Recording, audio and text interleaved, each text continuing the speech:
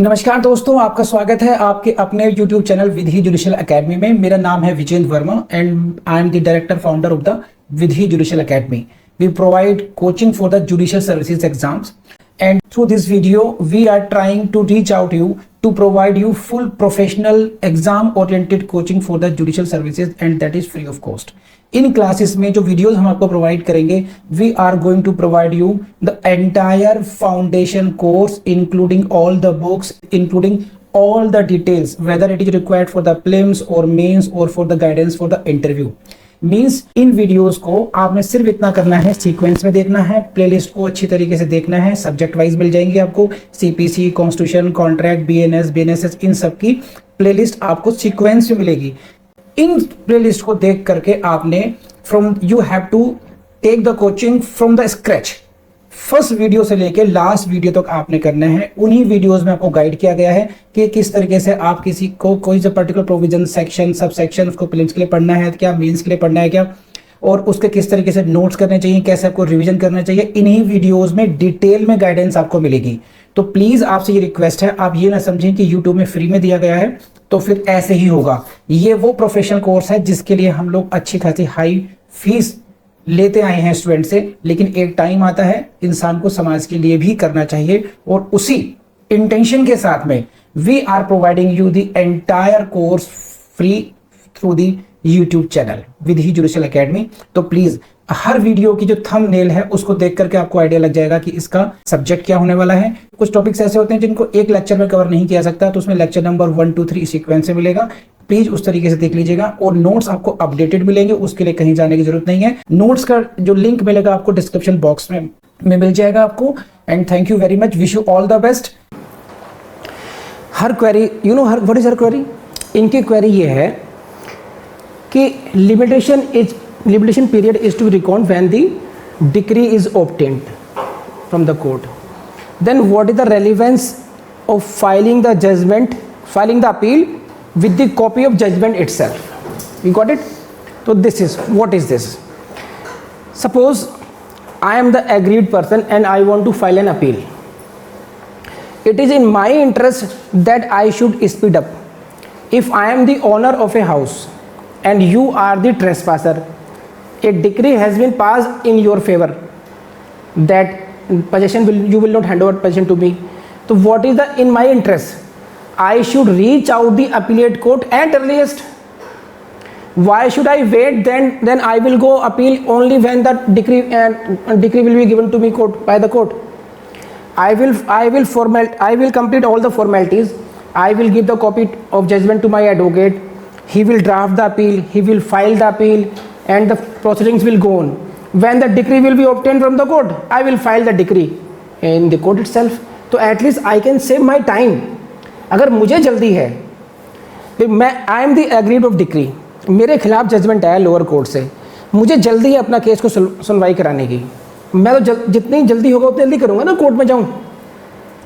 अब कोर्ट कह रही 30 डेज आप टाइम लगेगा, तो मैं 30 डेज क्यों रुकूँ? हो सकता है 30 डेज के बाद में भी 30 डेज लगा लेंगे। जब मेरे पास है ना, तो टाइम मेरे पास जजमेंट आ गया, सॉरी डिक्री को तो 15 डेज चाहिए आपको। जजमेंट जिस दिन प्रोनाउंस हो गया, तो जजमेंट के और डिक्री का जो टाइम गैप है वो मेरे लिए ज़रूरी नहीं है। मेरे लिए अगर मैं चाहता हूँ कि मैं जितनी जल्दी हो सकता है अपील फाइल करूँ, तो मेरे पास 2 ऑप्शन है। या तो मैं तब तक इंतजार करता रहूँ जब तक डिक्री नहीं मिलती मुझे, जब डिक्री मिल जाए उसके बाद में फाइनली जाऊँ मैं। या मेरे पास क्या ऑप्शन हो सकता है, अगर मैं स्पीड अप कर सकता हूँ और लॉ मुझे परमिट करता है, जजमेंट की कॉपी मुझे मिल गई, उसके बेस पे अपील फाइल कराई, क्योंकि अल्टीमेटली क्या है, डिक्री भी जजमेंट के बेस पर ही आएगी। जजमेंट में क्या होता है, आप you please see the definition of judgment. You see judgment means the statement given by the जज on the grounds of a decree और ऑर्डर। तो in the judgment what is mentioned कि what are the grounds, and in the appeal what you will say कि this conclusion is wrong. When you prefer an appeal, what you say is you basically assail the grounds. जिन grounds पर ये decision आया है, आप क्या कहते हैं, this decision is wrong. Court की जो डिक्री है, कोर्ट का जो फाइनल डिसीजन है, this is wrong. But why? Because the grounds are wrong. तो basically you are challenging in the appeal the grounds of the decree, है कि नहीं है? तो वो आपको जजमेंट की कॉपी मिल गई पहले से ही. You get those grounds when you get the copy of judgment. Whenever you get, whether it in 30 days or after 60 days, you get those grounds. तो you can file an appeal. हमारा procedure वाला काम शुरू हो चुका, merits में हम लोग पहुंच गए. Then this is only a procedure that we should attach the decree also, that can be submitted before the court later on also. When you will get the decree, you will file it along with the appeal. तो ऐसा नहीं कि appeal decree file ही नहीं करनी है. जब decree आपको मिल जाएगी कोर्ट से, तब आप अपील में उसको हिंदी में बोलते हैं संलग्न करना, उसको अटैच करवाना. देन जजमेंट का काम खत्म हो जाएगा. Decree will replace the judgement.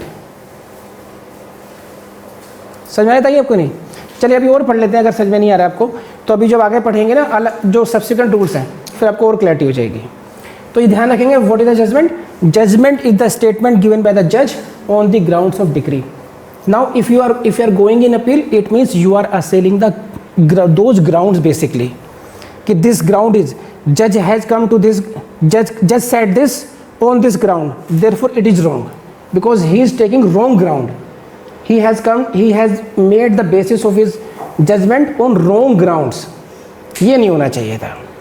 तो come to rule 6A, preparation of decree, order 20 rule 6A. This is every endeavor shall be made to ensure that decree is drawn up as expeditiously as possible. तो पूरा प्रयास होना चाहिए court का कि जितनी जल्दी हो सकती है डिक्री ड्रॉ कर दे वो. Then in any case within 15 days from the date on which judgment is pronounced. So this is the timeline when the case has been heard. Number 1, judgment shall be pronounced at once. Otherwise it shall be pronounced within 30 days. Otherwise it shall be pronounced within 60 days. And thereafter you should draw the decree maximum within 15 days from the date of pronouncement of the judgment. Please raise hand अगर बात समझ में आ गई तो. ये आपकी timeline हो गई. So this is every endeavor क्या होना चाहिए? डिक्री इज ड्रॉन अप एक्सपीडियसली, जितनी जल्दी हो सकता है, शीघ्र अतिशीघ्र बोलते हैं इसको हिंदी में. Any case with in 15 days. 15 days from which date? From the date on which the judgment is pronounced. So please highlight this again. This is the question of claims for you. So now come to next 6A clause 2, and this was which we are searching then. An appeal may be preferred against the decree. Please see the language. An appeal may be preferred against the decree without filing a copy of decree. This was the first line. This is, please see this. This was the first line when I started this topic. Appeal against judgment. And I said you the code provides an appeal from a decree and not from a judgment. But an agreed party may file an appeal against the judgment if decree is not drawn. तो ये इसका basis कहाँ से आया था? The basis comes from order 6A rule 2. 6A rule 2. An appeal may be preferred against the decree without filing a copy of the decree, and in such case the copy made available to the party by the court shall for the purposes of rule 1 be treated as the decree. तो ये जो copy कौन सी है जो हमने अभी पढ़ा, judgement की कॉपी दी जाएगी. अब बात समझ में आ गई नहीं आगे बताइए. तो मैं यहां तक की कहानी को कंक्लूड करता हूं. Topic is this, whether appeal can be filed against the judgment. Answer is this: you will have to read section 33, you will have to read order 20, rule 1, rule 6A. Got it? From there you will gather the law like this. Section 33 says that when the case has been heard, a judgment shall be pronounced, and on such judgment a decree shall follow. Section 33. Now you came to order 20, heading is judgment and decree. Rule 1 says that what basically, once the case has been heard, a judgment shall be pronounced.